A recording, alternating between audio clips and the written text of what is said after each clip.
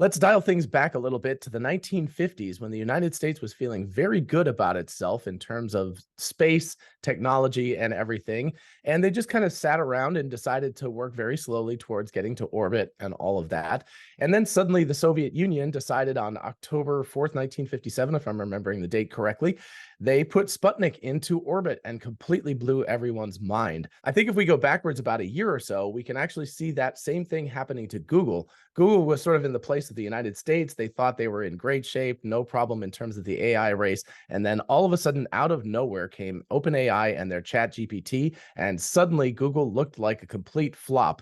Well, Gemini has changed things significantly, and we're going to talk about embodied AI today.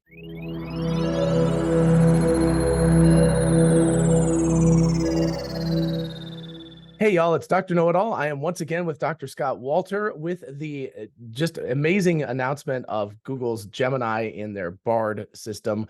We now have a full multimodal from the ground up trained AI, and we want to talk about how that might be actually useful in robotics in a very significant way. And I don't know, we're just going to talk about this. It's a little bit of a hot take. So welcome once again, Scott. You're such a regular here. I'm going to have to rename this the Doctors Know-It-All channel or something. Yeah, or Dr. Know-It-Alls. There we go. Dr. Know-It-Alls. There we go. And just to show what a know-it-all, we can't be a bunch of know-it-alls because evidently a bunch is at least 5. So we have to get 3 more people. Oh, there we go. James in here, Gary, we got to get 1 more, and then we can be a bunch of know-it-alls. So, okay. Yeah. Anyway, going back to your analogy, which is actually, a very good one there. Because if you remember, the United States tried to really quickly say, "Oh, we have the same thing," and then Project Vanguard launched a month after, and it blew up on the pad, and was known as Flopnik or Kaputnik. And Google did the same thing. Their launch was horrible. Bard, remember? I mean, that thing was a complete disaster. Yeah, it was Flopnik. It was definitely Flopnik. Right, and clearly, OpenAI is moving along, moving ahead. Just like the Soviets did, the Soviets put the first man in space. Well, first, they put the first soul in space because they put the dog Laika up, and then they were doing a lot of other things. I think they also sent the first probe to the moon and everything. They just were. The U.S. was looking really pretty bad. And then Project Mercury comes around, and we barely do anything. The Russians have already put a man in orbit. We've only put a person straight up and straight down. We did that twice before we could even get someone in there. And then Kennedy decides to go for the moonshot. And so what happened is that Project Mercury, we were playing a lot of catch up. And then even by the next project, which was called Project Gemini, it started out that the U.S. was still a little bit behind because they got beat by the Russians a couple of things. First, the Russians then put up from the Vostok program, they went to Voskhod and they sent up a 3-man crew. Of course, they don't the first woman in space, way before. It'd be decades before the Americans would do that. They didn't go for a 2-man crew. They went with a 3-man crew. So here's a question, though. Here's a question. Is Google's next project after called Apollo? Yeah, that's what I wonder. But it seems like we're dealing with these things again. Yeah. So with Project Gemini, the U.S. was like going in kind of behind, and they really caught up. Because at that point you could see. So maybe they are kind of looking at us like, this is the Gemini, which is going to be the bridge from where all our failures were, where we've picked up, and now we're going. And then to add one more piece to it, which is rather interesting, is remember, like during Gagarin's flight, do you remember who the premier was? It was Khrushchev, right? Yes. And then a few years later, there was a coup. Right. Okay. Sound familiar? Hey, wait a second. Oh my goodness. Wow. Oh yeah. So if I was thinking sort of OpenAI was actually like Kazakhstan or something, and Microsoft was the Soviet Union, and so they were launching out of Kazakhstan, but it was actually yeah. So I mean, you have a power struggle going on there and everything else, and then of course, if we want to put Grok into there, that's like the country of Bermuda deciding to launch their own orbital station. Remember there was that movie with Peter Sellers. What was it? The Mouse That Roared, which was like this little tiny Caribbean country that beats everyone to the moon. It was hilarious. So so maybe that's where Grok is right now. And but if we get into it, I think I've been giving a lot of thought about what's going on with this and kind of where Google stands, and let's say where they all stand. So you have a lot of these big tech players, and I think the analogy I've used is that it's partly a game of musical chairs, and it's also partly finding your dance partners, is looking at what all these different companies are going to do. And what sort of happened, which has been really funny over the past year, there have been a bunch of announcements from a lot of other companies that are coming up with their own humanoid robots. And either intentionally or just through bad luck, they keep on releasing their stuff right around a big Tesla event, like, you know, the Investor Day event, the stockholder meeting, you know, Cybertruck. And so you had like Singularity doing something there. You had, I think it was Fourier did something another, and then Figure just did it also this past week. So Figure's there's been done it twice. They actually released one of their press releases on May 16th, was it was Investor Day, and then Shareholder Day, sorry. And then the other one they just did last Thursday. So yeah, pretty crazy. Either they were hoping like a coattails effect or something like that, but the result is it kind of got drowned out. And so there's been a lot of this activity that's going on there, and it's making me think about how this whole market is going, and Figure is very interesting. So a little, maybe about a year and a half ago, they kind of announced themselves, and it was pretty much poo-pooed as like, oh, it's just a PowerPoint like everyone else. You know, you know, show us what you got. They're now showing us what they have. It's pretty interesting. And Herbert and I are doing a deep dive on that. We've already done it. It's going to be released this weekend. Probably there's going to be a link down below, but Brighter with Herbert, take a look, and we're going to go into discussing what's going on, because they are a legitimate player out there, along with the others that we talked about. We talked about agility in the past and everything else. And the way we look at it is that all these big companies are going to have to realize they need to have a humanoid robot somewhere in there if they're going to survive. So right now, of course, Tesla has their own project going on. Amazon probably realized that they literally got kind of caught with their pants down, because they didn't have anything in that space, but they've been doing robotics. And the last time they introduced robotics into their factories, it was the Kiva robot, and bought the company.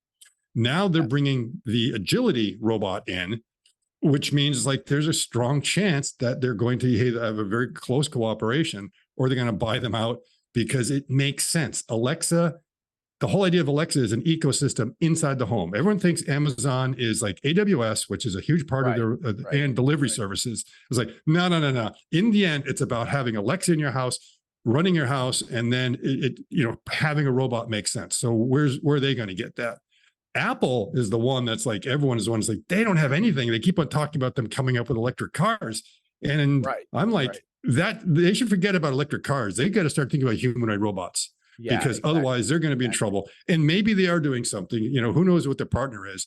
But the analogy I made with Herbert is going back to Arthur C. Clarke. And remember, he came up, I think, he came up with the idea of the space elevator. And I think his quote was, the space elevator will be built 50 years after everyone stops laughing. Now, the humanoid robot is going to be built 5 years after everyone stops laughing. And everyone was laughing when laughing now. Now, everyone was laughing after AI day one, and not taking Elon serious, and not realizing that, hey, you know what? Boston Dynamics already is in existence. Singularity is already in existence, and they're in stealth mode. You already have Dennis Hong's group that's doing a lot of stuff. You already have Agility that's been doing stuff for a couple of years. I think another company down in Austin, Texas is Apollo or something. I'm forgetting it, but there are a bunch of them out there in the humanoid space that were doing it before Tesla. Now Tesla is finally doing it, and everyone laughs. And then who's, of course, taking notice? And that is a bunch of companies over in China saying, what's going on? And guess what? There's a convergence of technologies. Remember Tony Seba and his laws of disruption. And he keeps on saying, why was talked about the iPhone specifically? He said, why specifically, why 2008? Why was it not 2005 or 2007 or 2012? It's because the convergence of all the technologies at that point made it possible. And right now, it's making the humanoid robot possible for a variety of reasons. And a bunch of companies are realizing, okay, so we're over in the corner and we're laughing and having a good time and just poo-pooing the whole idea. And the music has stopped playing. And they suddenly realize, wait a minute, it's musical chairs right now. And all the chairs just got taken. We're in trouble. So that's what you're going to start seeing, is they're all moving in that space. And the whole key to everything, and there's been discussion, and Brett Adcock kind of talked about that part of the things was the power density of the motors and having the good batteries and you know, control systems that could do the balance. Like, yeah, that's all great. The Segway kind of figured out how to do that. And when I first saw it, it was like, can you do walking? And I was like, of course you can do walking. The Segway has just basically solved the problem, and it shows the pathway to be able to get there. The real key is the brain. And now that the AI is there, everyone is realizing that that's the thing. So what is Figure missing right now? They've got 70 people. They've got 70 people. They're working on some great mechanics. They're doing some stuff with AI. They've mentioned that. And they dropped like 3 breadcrumbs over Right. this past week along with the announcement. And one of them was like someone retweeting kind of a picture of something that happened back in June. Do you have Right. that tweet that you want to bring up? Because I You saw keep that. talking about it. I need to go back to Grok and find it because Yeah. Now, again, Grok, by the let's way, talk about Grok for a this. second. Grok found this for me. It was pretty Found cool. it like that. Now, I Yeah, tried yeah. finding, I had seen that tweet and I couldn't find it again because I was too Right. stupid to bookmark it. I asked Herbert to find it, and Herbert is really good at finding stuff. I say, Herbert, find this. Bam. He just Right. knows how to do it. He couldn't find it. And we're like trying everything. I'm trying Google search. I can't get it. You give it to Grok and like in a second it comes up because Right. we were kind of, we were looking under someone's handle. I thought, oh, maybe it came from him. It came from that. It was there. And this is kind of a key which made a couple of light bulbs go off in my head when I looked at it. Yeah, Okay. exactly. and that is, when I was talking with Herbert about that, is that they need to get some sort of about it. Very interesting. Yes. This comes out and to give Grok credit, this is all I asked. Help me find the post where members of DeepMind went to visit Figure AI. And that's was all I remembered about it, but I didn't remember the date. I didn't remember who actually tweeted it out. And I said, it's kind of recent, unless it boiled up. And then you said this was what, back in June? No, was well, the actually, original one? there was a tweet back in June about this. But this was actually December 4th. There's some stuff. Okay, back here. now if you look at that tweet, it's really interesting. If you look closely at the figure bot there, it doesn't have good hands yet. And now in the latest one, it has real hands. So if I'm looking at that, it looks like it just has almost like tennis balls at the end. So that's like the first incarnation to get it going. Very interesting. A bunch of people from DeepMind want to come over and take a look. What is DeepMind associated with? Which company? That would be Google. Which is exactly. And what did they just announce? They announced Gemini. So there you go. And why is it called Gemini? Not because it's the project after Mercury, and it has nothing to do with our space program analogy. Right. It's because Gemini are the twins, right? Yes.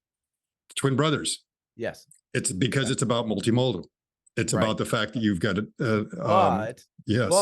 but data is data, and we're not just talking about two modalities here. So the things that we already know about, we already know it does text, it does still images, it does streaming video images, it does search and things like that as well. It also can hear things and speak, so to speak, like it can make music. So we've gotten those senses.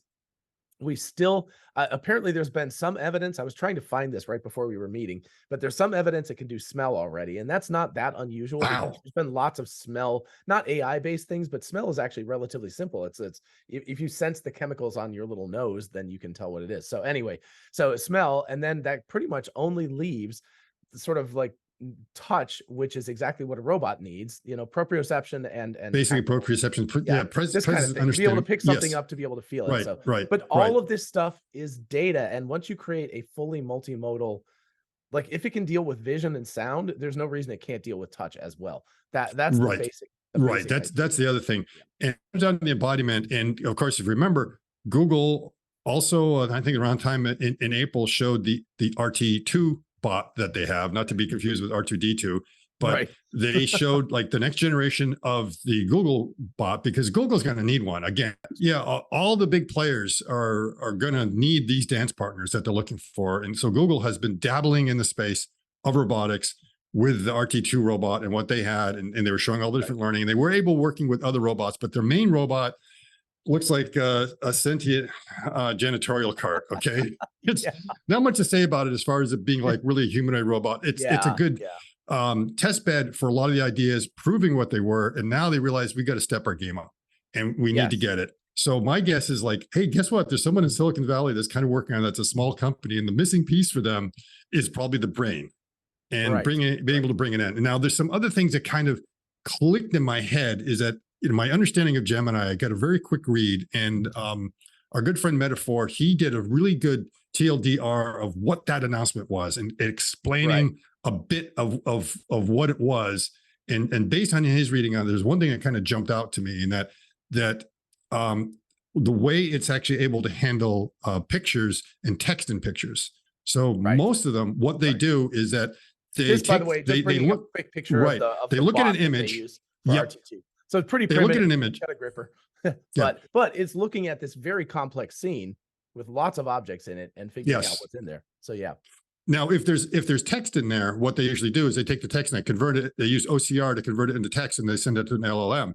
And it's like now it's so integrated that it doesn't bother doing that step. It's just like reads the text that's in the image without that. And to me, it's like, whoa, wait a minute, that is a real fusion of sort of these different inputs. It's not multimodal the way it's kind of been. It's like, yeah, you know, you can do something with ChatGPT to give something to Dolly and an image comes back and you tell it to read something. So now it's a bit closer, and it only means that they must be getting ready to fuse a lot more things in there. Right. And that leaves open the thing that they're going to be working with something. So that's like, this is like not based on knowing anything else that someone called me up is going on. It's like, my guess is that there probably is going to be some cooperation between them and Figure. Yes. And this means that we've got a good horse race going on here. Okay. Oh yeah, no, it's just, you know, for people who are like, wait, Tesla's the only company in the world.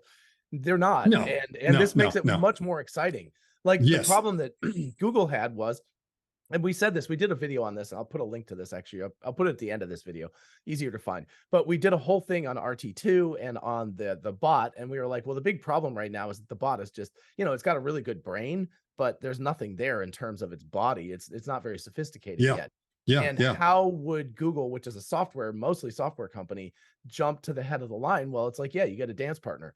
And so and there's a bunch of other companies. Agility, but I think Agility is working with Amazon mostly right now. So you know, this would be a logical choice. It makes sense. Yes, they've got to find the partners. There's still some other companies. OpenAI was also working on it. Was it X1? I'm trying to remember because I'm trying to keep a lot in my head, and I'm sure there are others we don't know about. In Israel, as far as I know, they could be developing something over there. They've got a good tech hub over there. You know, in Korea, something going on. I mean, you could even have like a group in Brazil that's looking at it, because look how evidently easy it has been to get a group of people together to create a robot, and usually under 12 months that's able to walk. We've seen that like 4 or 5 times now in the past year.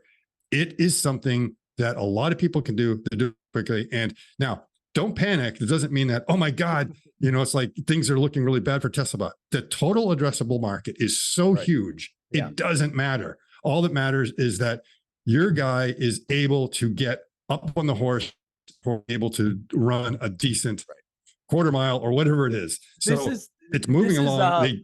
You know, let's think about this, because people might say, well, you know, feasibly 8 billion is the maximum number you'd have because that's what can fit on the planet and that's what would be usable labor. No. Once you get robots, forget about the Earth. We can get off the Earth really easily. We can get off, but there's a lot of other stuff to think about. It is that you think only everyone needs something, but then we have to look at where your goods and services and everything else come from. Usually it's a bit more. Also look at, it used to be that there was like one telephone per household.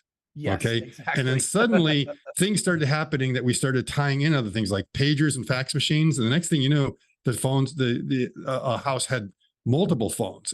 And then you started to have like the individuals are getting it. And the other only individuals have like their own personal phone number, but they need it for the business that they're at. And the businesses have it. And the next thing you know, the number of phone numbers we have in the United States well exceeds the number of people. Think of it that way. The number of bots in the US is going to exceed the number of people, because it's one thing to have a bot that's working for you at home. It's another one that you need the bot that's in the factory that's building the stuff that you are consuming or getting or something else, or is working in the salt mines to get all that stuff. So that means it is huge. It's going to be a tremendous addressable market. And the fact there are so many people willing to enter this race tells you they all think it's for real. The laughter has stopped. And not just, there's always crazy people, but there's also money behind all these companies. And that means that there are investors who are much more conservative than the dreamers, and they are behind it too. So now we can always point to those where some of them did stupid things and like threw money to FBX and all that without actually looking at anything. And then you look at some of the things that SoftBank invest in. It's like, but most of them are much better. They do their due diligence. And Silicon Valley, usually they can smell a winner or they can see an emerging technology. And a lot of times they're willing to put it in there. So that is sort of the new hot space, AI. And then AI with robotic embodiment is going to really be the next one that's going to be taking off. Right. So I just was looking this up, and the iPhone, just the iPhone itself, and this is as of November 1st, 2018. So this is 5 years old. There were 2.2 billion iPhones that have been produced. Now, not all of those are currently in use because, of course, they get but that's what's been produced. Yeah, but I mean, by now we've got. And Apple is what percentage of the smartphone market? It's It's not not that even big. Yeah. 50%. And Android dominates, Oh, right? not even close to that, because in China it's almost non-existent. So, uh, Yeah. yeah, it's I think maybe 10 or 15% of the global market. It's crazy. So I mean, Yeah. it's just the So, numbers okay, are take that huge. number, multiply it by 10, Yeah. and you get 20 billion. Yeah. Okay. What's the population of the planet? Eight. Yes. Okay. Yeah. So So, it's like, okay. So and maybe they're not all active and they're not all working at the right, same time, but it shows that that's sort of what has been consumed amount of time. And right. yeah, maybe the bots will last forever, or maybe they have a 3-year lifetime, just like, the cell phones. And then another one kind of comes in there, another one comes in there. But when Right. that starts happening, the economy is going to be so weird. I don't know how you even put Yeah. value in anything Yeah. anymore, or Well, even and if money Elon even Musk makes has talked sense. about that. He said that basically, what is the economy after you have essentially infinite free labor? And I was Yeah. just making the note about space because I was like, even if people think these bots are limited by the natural resources on the planet and how much energy and how many minerals and all that stuff we can get, that's really not true, because robots are perfect for space travel, because you just turn Mhm. them off, you turn them on when they get to Mars or the moon or an asteroid or whatever, and you turn them back on, and they can be configured to work in zero G or low G environments. And so Mhm. they're the perfect They can handle explorers. cosmic radiation. There's just Yeah, so many things they exactly. can do. Yeah, because Yeah. of course you robust them, as opposed to us that is difficult to do. So Yeah. these robots could honestly be the von Neumann machines that he talked about a century ago, about the things that would just go and expand over the universe. I've been kind of sad since I realized it, many years back. I was like, oh, it's going to be robots that will take over the universe, not us, because we're just way too. It's difficult for us to It's travel. basically, in the end, it's the Borg. The Borg's going to Yeah, win. it's going to be the Borg. Yeah. That's sort of what it comes down to. But the interview with Herbert is pretty interesting, because it Cool. was like I'm an looking forward interview to it. Yeah. between Ark Invest and Brad Adcock, or Brett Adcock from Figure. Yeah, he's the CEO And of Figure. yes, yeah, and the thing is that um, it it's really interesting to see the way he looks at it, because I'd say it seems like he's kind of used about 3 sources for how they're looking at the problem. The Right. first one is probably Elon. The second is probably James Damon. The third might be me, because a lot of when he explains the costing model, it's like using the same analogies of the Model 3, like James and I have kind of looked Right. at, and breaking it down that way. And also, when really faced with how much is a robot going to cost, it's just like it's a robot as a services model. So Right. that's Right. pretty much what Figure is going to do. And if you remember, the first time that was kind of brought up, because everyone is asking how much is the robot going to cost, and I think Randy kind of he sprung that question on us about a year ago, and we hadn't Yep. really thought of what the number was. And he hit that, and then you were coming up with one, and he was coming in, and I just said, they're not going to sell it. It's going to be leased. And then both of you right away said, Yeah. oh yeah, that does Yeah. make sense. It's like, And why then I would was you do it? expecting Why would you pushback sell it? from people who Yeah. are actually the financial people and all this other, and everyone's been agreeing with me since then. Yeah. And then of course we've developed this model. So with CERN Basher, and with Herbert, and with a lot of input from James, we've got some pretty good models out there that CERN has published. One of them is his bots model. Another one is what we call the Scott model, of looking at how it's going to replace labor, what you would be doing, and why leasing. And Figure sees it exactly that way. That's It's going Right. to be some kind of robot as a services or leasing model that's going on there, because it just makes sense.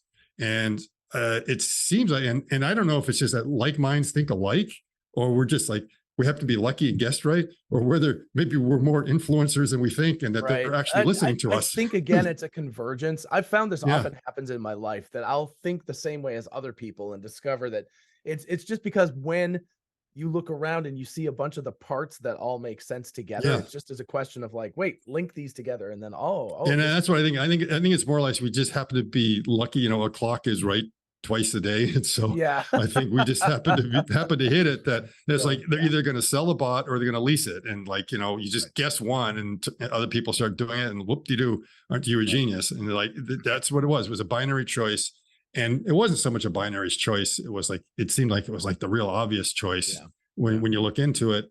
And again, it's kind of first principles when a lot of people start looking at.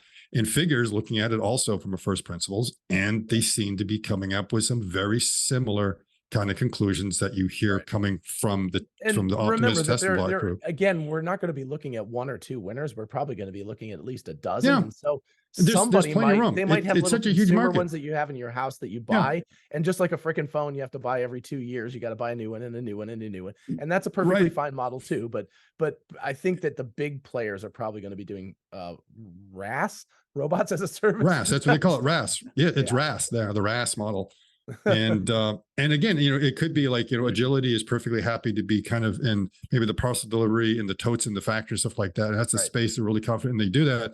And the idea of like making it for home use, like, well, we're not there. We'll just kind of stay in this. Doesn't mean they won't be, right now the robot's not ready for it, but things are going to change in 5 years. They're going to learn a lot. They're going to figure out how to make a hand. There's going to be all this other stuff. Well, And then and once everyone's going to one start person looking at figures those out a really markets. good hand, somebody else will do it too. But right now they've kind of found the niche that they want to operate in, that they're going to get a lot of the experience that's needed.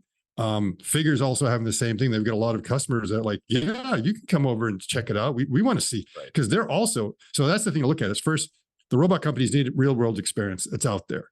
And there's plenty of companies that are saying, yeah, come in, because we want to see if this is going to work in our company. And we want to be part of that because we want to be the first ones. So again, that's telling you a lot that the laughter has stopped, that serious people are looking at it. And it's not the normal people you think. A lot of them are just going to be, a lot of big box companies that see that, oh, this is going to help. And you think they might be conservative, grocery stores and stuff like that, that are looking at how these bots would be useful in their businesses. Right. And that's probably was the last place you would think it was going to go. You think, oh, it's going to be some high-tech company that's doing this or that. No, it's like, well, we can also, to dial this back to software again, because I want to make sure that we talk about that as well. If you look back 11 years ago, almost to the day, it was early December of 2012 when AlexNet came out and blew away everybody on the ImageNet contest, the deep neural network. Before that, everyone for decades had been laughing at deep neural network, the neural network people. Those were the crazy folks. They don't know what they're doing. Laugh, laugh, laugh. And then everyone stopped laughing. And now a decade later, that is the technology, so it's like what you were saying. It's like when people stop laughing, that's when you have to take note. Things happen. People were laughing about humanoid robots for quite a while, but people aren't laughing about that anymore. And so it's only a matter of time now. Yeah. And I think I told you earlier, and this is kind of the story of about robots. And of course, the dark history where the term robots comes from RUR.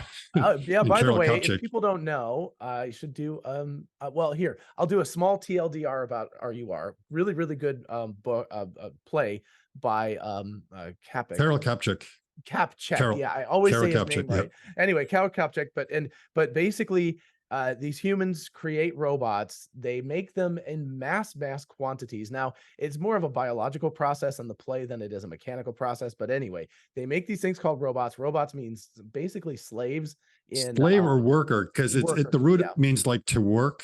Yeah, in Slavic language, in Russian also, in the Czech, it's Czech. It's Czech, and it's related now. So it comes from like robots. Robota means that. But anyway, so it's not a good term. And they're definitely put down creatures. Anyway, so they make lots it basically of means serf, I guess you could say. Yeah. And then the problem is the humans get lazy, the robots take over and they kill all the humans. Ooh, WALL-E. Okay. Right. So anyway, yes, and WALL-E is definitely a story about that. So yeah, so anyway, RUR, very prescient. That's like right around 100 years ago. I think it was I think it was written in the 1920s. Yeah. And then later on picked up by Asimov. Asimov popularized the term robot in science fiction. A lot of people were thinking, and of course, when you thought of a robot at that time, you really thought of R2D2, right? Yeah. You think of Robbie the robot, you think of the Lost in Space, you think of all of those.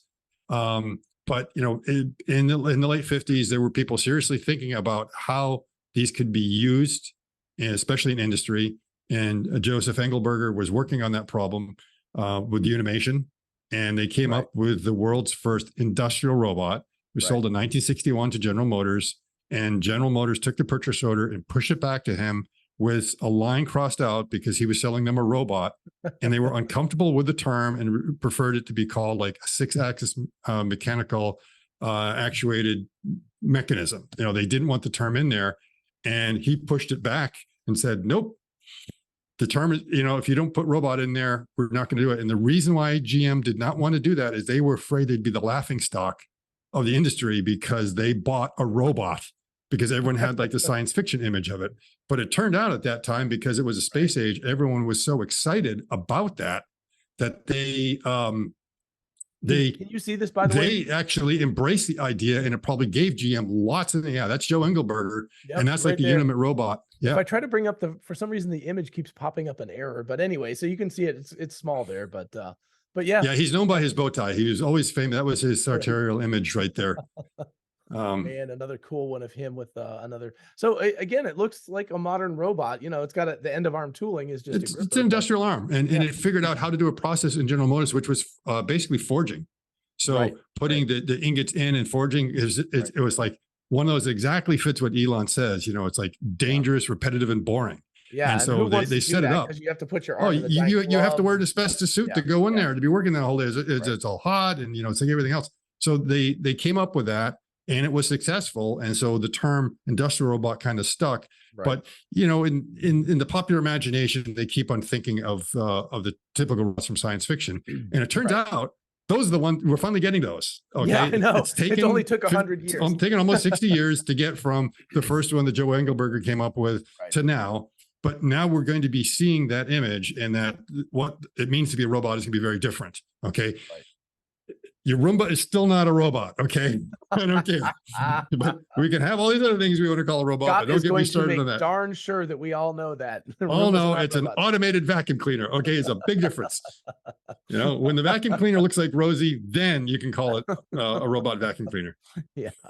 So when the vacuum cleaner can go get your coffee too, then you know it's a robot, because it has to be able to do at least 2 When the functions. vacuum cleaner can lift itself up the stairs, when it can truly empty the dustbin. Yes. When it can do the drapes, when it can truly get in the corner, when it can lift up the socks and everything else and move the furniture, do all that stuff.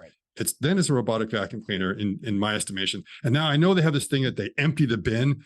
It does is it kicks that can down the road because it empties everything, but still in the end, there's this big thing you got to empty every now and then. So it's still taking out the trash.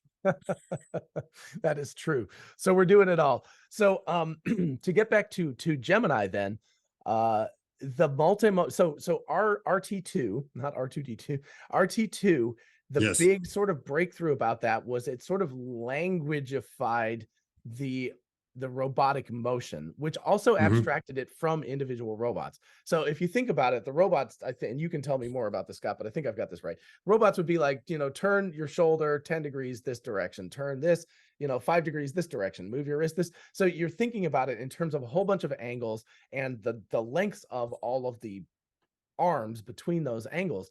The problem with that is that is incredibly specific to every individual robot. Yes, exactly. And you have to calibrate that anyway. So there's a lot of pieces to that puzzle. If you can start to move it towards a language of like, do this, now do this, now do this, not only does it make it more readable and somewhat more understandable to humans, but the big part is that it allows it to hook into a large language model and also abstract it from individual robots. And it breaks it down. Robot. Yeah. Right. Exactly. So if we're talking in joint angles, because you and I are completely different sizes. If we have the same joint angles for our hand, we're going to be reaching a different location. Right. And what the large language model is doing is or in this case, the RT2 model is it's identifying these different objects and is deciding it wants to grab something. So if it wants to grab the mouse that's in front of me right now, it says, okay, I want to do that. And now it breaks it down in a couple of steps. And one of the first things it does is like, where is the XYZ location based on my cameras and everything in my world? So I've got some world reference frame. Where is it? Okay. So I know where it wants to go. And that's basically what it's kind of feeding. Now the system has another system that says, okay, for the particular arm that I have, what are the joint angles that allow me to get that? And that's what we call inverse kinematics. So you give it the Cartesian location, which is independent of the arm. No joint angles, anything like that. Once you have that, now you do this math to figure out what are the angles that's going to work for Scott, what's the angles that's going to work for John, and then it goes ahead and gets that. So then breaks it down to those sub things. So it comes up with the semantics to figuring out what the task is, breaking it down, and then letting the different subsystems do what they do really well, and keeping this whole idea of teaching a location in space with either joint values or Cartesian locations, because no one understands it. You really want to label it. And they do kind of label it, is they give the points that you want the robot to go to a name like P1 or P2 or P3, but that's still not tied to an object. And I say mouse, I want that mouse, or I want my cell phone. It's like wherever that thing is, whatever the orientation is, like look at it and figure out what it is to get there. I don't want to have to, whatever my arm looks like, however tall I am, whatever my arm looks like, and how I should normally grab that particular object. There's a certain way I should pick a mouse up versus picking up my cell phone, picking up a bottle. So you would incorporate all those things in there and break it down. So it's a very simple description that you just say, do this little thing, and then it breaks it down in all those little steps. Right. And there's also the added factor of inline feedback as it's moving. So if you're moving your hand towards the mouse and you realize it's going the wrong direction, you can autocorrect. You know, it's sliding off the table or something like that. You know, it's like, whoa, it's over there. Yeah, I got to go get it. So you adjust. When we saw the Optimus sorting video, you could see, you know, the guy would move the block and it would move its hand over there. So, you know, and it changed like on the fly. So it had kind of a destination. And then when it went towards it, it then realized it's somewhere else. Just like when you do full self-driving, you're driving down the road. It wants to do this. It wants to stay in that lane, but suddenly a car cuts it off. Right. And it realizes, oh, I'm going to have to swerve around to avoid this. So it's the same thing, is that you've got a task in front of you. And if the conditions around there change a little bit, you adapt, and you adapt very quickly. And you see they adapt smoothly. And, you know, full self-driving, you just can't say panic, slam on the brakes, because that's the worst thing.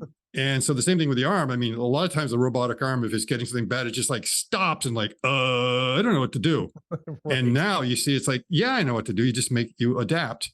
Or maybe in this case, it says, oh, the block I wanted to get, I can't get, but there's another block there, you know, and my task is to get all the green blocks over there. So I'll just pick up a different one. So I'll move through. That's it, calibrating itself, which by the way is important. Yeah. So here we've got the sorting. And it, you know, it's moving a block, and then eventually the guy, you know, gets in there and starts. And it's not to say put block 1 there, put block 2 there. It's like put all the green ones and all the blue ones in the different trays. Yeah. And it's up to it to choose which are the ones it wants to grab at any one particular point. And again, you keep on bringing them out, and it keeps on putting it in there because it knows that's what the end state is supposed to be. Right. So you keep on changing the state, and it keeps on doing whatever and figures it out. Right. And yeah, so autonomous corrective action capability. So again, you can see how it's fixing all this stuff. Error tolerance. Yeah. And so again, it's what you're saying is you can assign it a very high level task of sort the green and blue blocks, and it just does it. And then of course we move on to this other stuff. Also, interestingly enough, to bring back the space race again, there was a lot of, I can't remember exactly where it was, but somebody said that they were like, oh, look, it's fake. It's been CGI'd, because you can see it like there, right there. It sort of moved that little block there, kind of, right there as it pushed it. And everyone was like, it's a fake, it's a fake. And I'm like, that's sort of like the moon landings being a fake. It's like, yeah, if they'd done it once, maybe you could buy that. But the fact that they did like 6 landings, and there's an awful lot of evidence. So we've got all in these that case, it was pretty, the pinky was in there. And the other thing is, you and I have done a lot of CGI and a lot of simulations, stuff like that or so. And we go through that methodically. And if anything looks out of place, we would change that. So if they're picking that up, so would someone else say, oh, you know, that doesn't look right. So let's move the block over there and make sure that doesn't happen. Right. It's like, now any good animator is like, if you go see any movie, they go through and they make sure every single frame is precise and done, and we'll touch it up. So, yeah, I mean, that's why it's like, if something like that happens, there's an explanation. To me, it makes it even more real, the fact that happened, because it meant that, there was something behind there, was the pinky kind of hit it and it moved. Right. So yeah, it's kind of that crazy stuff. It's like who would, but I guess the idea is that someone was leaving a hint for us. They're like, oh yeah, if you just look right there, you can see it. Yeah, you'll see it. Well, I mean, the other thing is you do that at your own risk. If you want to sit here and still laugh at it, it's like, don't come back here 5 years and all this stuff's going and say, oh, you know, why did you tell me that this was coming? It's like, we're telling you it's coming. Yeah. That's like, we didn't see it coming. So again, so dance partners, we've got xAI, and Tesla obviously makes sense. Although Tesla, I'm sure, is doing a lot of the work on their own with their own team. You've got Amazon and Agility look like they're like working, well set. They're working, and Rivian, of course, but that's a whole different, that's not robotics. I mean, not humanoid robotics. And then you've got what looks like it could be Google, DeepMind, Gemini, and Figure, maybe Figure. And again, this is pure speculation. We could be completely wrong, and Google could be working on their own, because they do have their own. They do, like, I'm investing in these companies because I think this is true. It's like, we don't know. Yeah. So Google already has their own internal robot, but like we say, it was just a development platform. So the next logical step is to get the embodiment. Who knows what they're doing, but maybe they've got a skunk works none of us know about. So again, pure speculation, no insider information here or anything like that. Just reading the tea leaves as usual. Yeah. But going along, then who else do we have? Well, we've got Apple, looks like they're a little bit out. Apple. Meta is also, I don't know exactly who Meta's going to work with because they've Yeah. of course got good language models as well. And they would They need work something, with, but there are other startups out there that they could be yep, working with. Like, again, we keep bringing up Sanctuary. That's always a right. possibility. They have their carbon model. So they're doing something in the AI space. I don't know if they're able to do it all on their own, if they're relying on Right. some other partners. Yeah. They do And seem to have a lot of big partners behind them that maybe have deep enough pockets that they can go it alone, but maybe there's not. also the old granddaddy of the whole thing, which is Boston Dynamics, and they're a little Mhm. bit out there on their own too. So they might be looking for a dance They could partner. be. They could Yeah. be. Yeah, they could Yeah. be. And like I say, I think it's Eptronic. I think that's the name.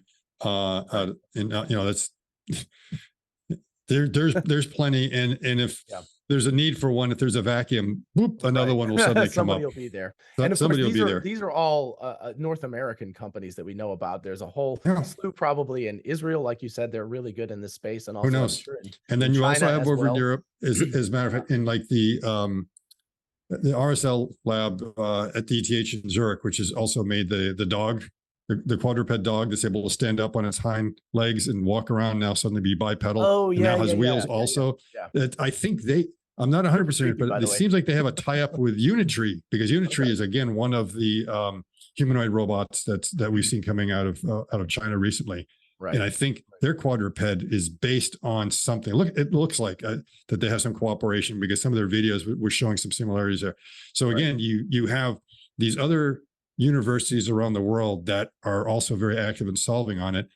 And maybe the Europeans will wake up and say, wait a minute, right in our backyard, we've got some of the best researchers doing some work in the Yeah, AI yeah. space and robotics space. Exactly. And why aren't we doing it here? Why is it going over to some Chinese companies when perhaps it should be developed here? So you Right. may be seeing more tie-ups in there. And again, it seems like the cat's out the bag as far as Right. being able to develop these robotic systems and bipedal robots that can walk. Yeah. It's being taught in universities. There's more and more of that. The technology is there.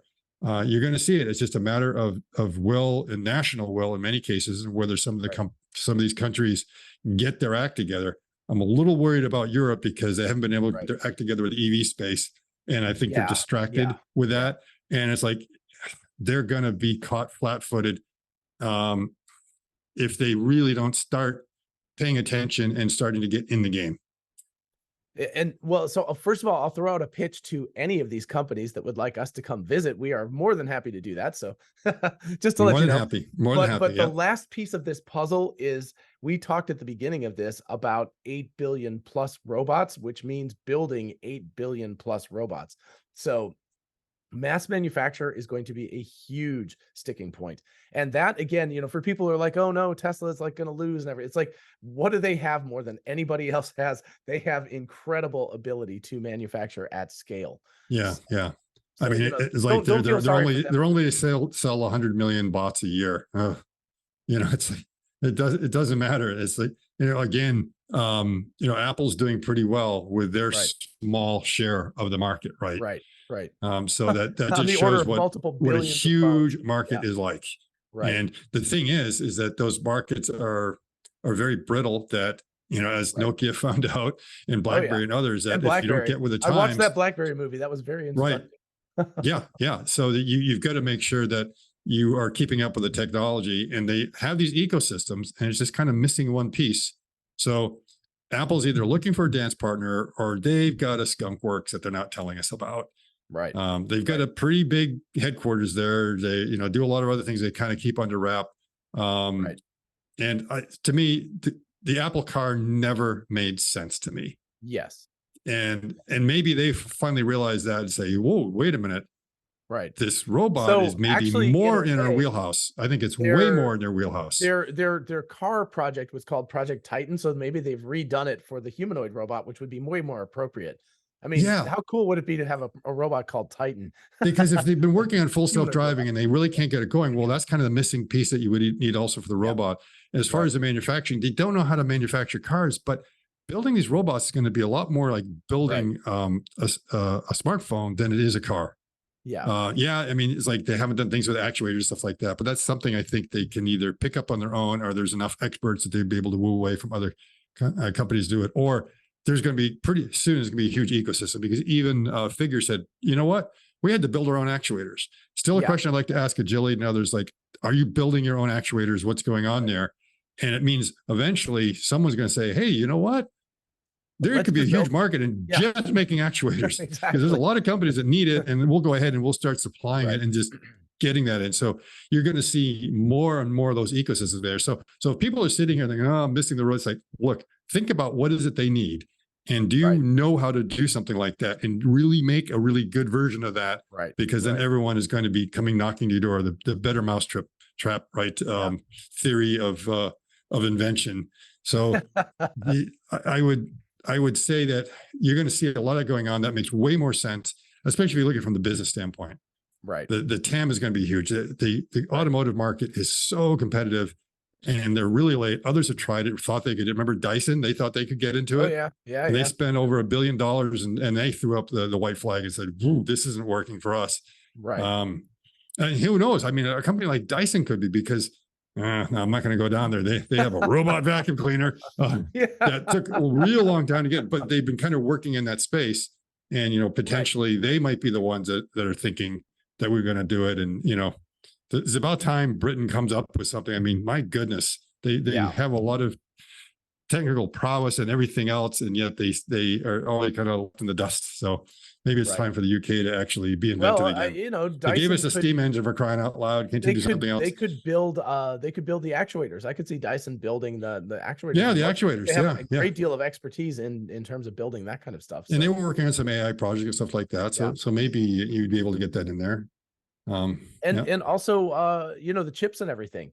So like what Apple's been doing with the neural processors, and then I guess Snapdragon's doing that now too, or anyway, lots of companies are competing in that space. The other thing I was going to say is these are really, really early days, and what we're seeing is a bunch of bespoke type of robots and bespoke actuators, bespoke processors, battery systems. So what happens after the bespoke, that's the early part of the S phase. When we hit that big steep adoption, it all goes to commoditizing.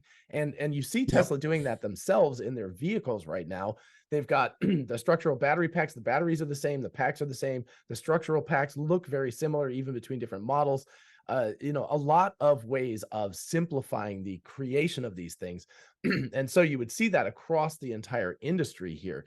I would expect that in 20 or 30 years, we're going to see these robots all, even if they look a little different on the surface, maybe some have like little anime faces and they're pink or something like that, and other ones are very industrial, but they're all going to basically have the same guts underneath them. They'll just have and it's the same with the smartphone. Is Apple really didn't invent anything. They didn't invent the screen or the touch screen and stuff like that. That was all stuff that other people have been working on, and they realized that, oh, that technology is out there. They went to them as the providers. They gave them some encouragement to make things a little bit better. Yeah, they went to Corning and said, can you make a Gorilla Glass and all these other things? But in the end, they just brought everything together and had the vision to do it. And that's what you're going to see is the same thing, is that if you go to the smartphone market, it's not like all the smartphone providers are building all those components. No, they are not. And they are coming from a lot of places. And I was actually shocked when I looked at that if you look at an iPhone and how much of it goes to these different countries based on licensing and everything else. And everyone says, oh, the iPhone's made in China. It's like all the money. It's like actually a small amount of it goes to China. A lot of it is licensing. And I was really surprised to see one of the dominant countries whose patents and intellectual IP is in the iPhone is not the US. It is Germany. Oh, it was like, I was like really shocked. I was like, what? And it wasn't like they had like 50% something like that. It was like, there was patents for Korea and Japan but they had actually a pretty big significant chunk of where those revenue shares go to.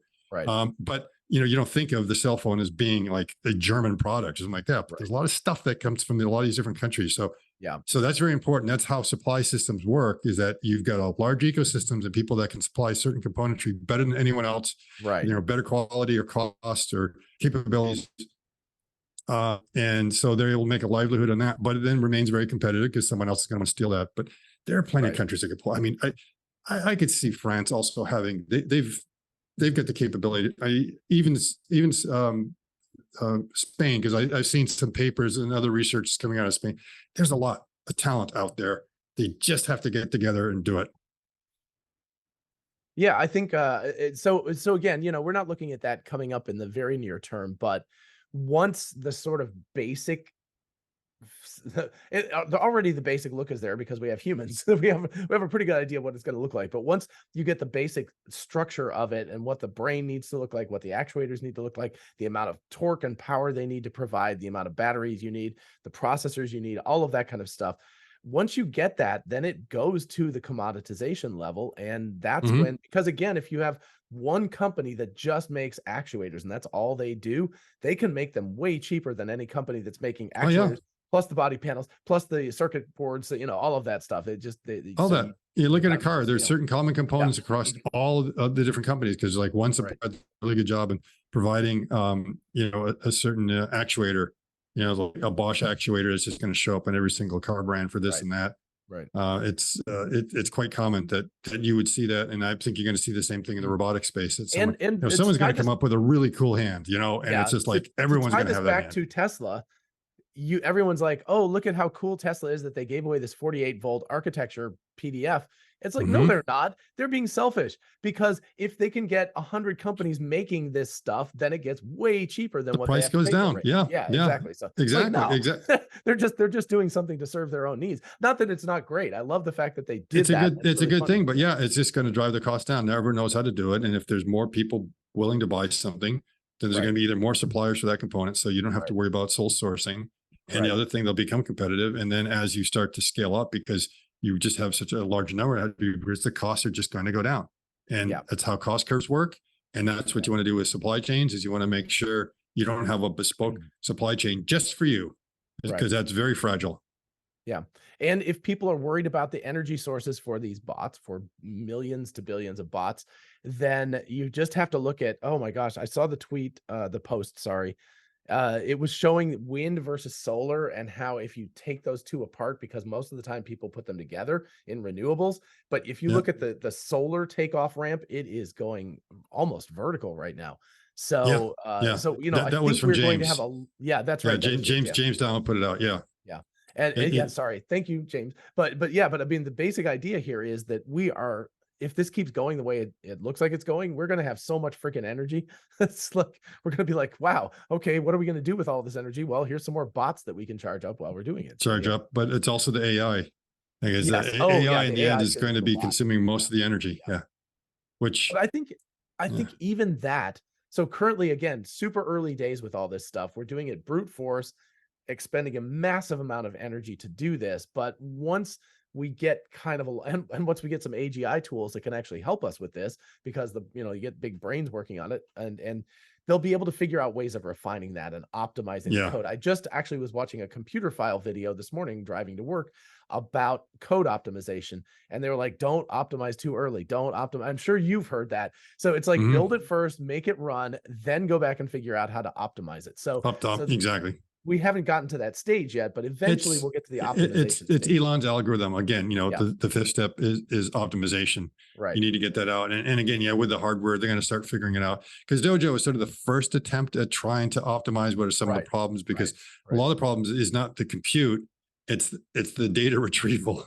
right, There's just so much of it you got to work on. So most of the time is spent trying to bring that data and crunch it and put it out. And I think right. more the thing that the processors are working like 3 or 4% of the time. It's like, Yeah, that's terrible. I mean, if you think of yeah, that as like a factory that you've got some workstation that's only operating 3% of the time right. because you're waiting for the conveyors to deliver stuff, you're going to change things pretty quickly. It's like Yeah, but yeah, that's a real problem with computing, and it's a problem because the scale. I mean, it's just these right. matrices are just huge. I Yeah. mean, there's no doubt you just got a lot of data, and you got to bring Well, a lot of that stuff in. we can even dial it back to hardware 3, because hardware 3 was Mhm. Tesla's first attempt to optimize for inference engines, but they built it before they realized that transformers was the way of the future, and they admitted, they're like, yeah, we built it wrong, so we've had to do a lot of kind of kludges in the hardware to make the new software run. So hardware 4 was built with that much more in mind, and I guess hardware 5 is built with it even more in mind. So Oh, they there's hardware 5. I haven't heard that rumor, oh but yeah, it's yeah, like, yeah. and there's going to be a hardware 6 and a hardware 7. Yes, You heard it here exactly. first. Wow, shocker. Oh my gosh, what a Wow, I revelation. predict, and even an 8. I bet there's an 8. At some point, we won't know anymore because it'll all be robotaxi. I was actually looking at that. I was driving home from school today. It's finals time. And I was looking at the students walking along the road, and they were looking at their cars and stuff. And I was like, wow, when those students are my age, so 40-ish years from now, the odds are that they won't drive anymore. It will be one of those things where they'll be like, back in my day when I was a kid, we used to drive places, and the kids will be like, oh, dad, you're so crazy. Yeah. It's like the Yeah. robots drive us Yeah, I bet you around didn't now. have color TV either. I know, right? Yeah, and he walked uphill both ways. So we drove uphill by ourselves. We had to So steer the we had wheel. a steering wheel. So, The wheel was like this, and it was so hard to turn. You wouldn't believe it. yeah. Oh yeah, Yeah. it is. Yeah, I'm looking at that as like my kids is the last of our family's generation Yeah. that will Yeah. probably have a driver's license. Their Yeah. kids may not need them. Yeah. I don't think so. I think, again, just like riding horses, there are people who ride horses and very much enjoy doing that, but it's Mhm.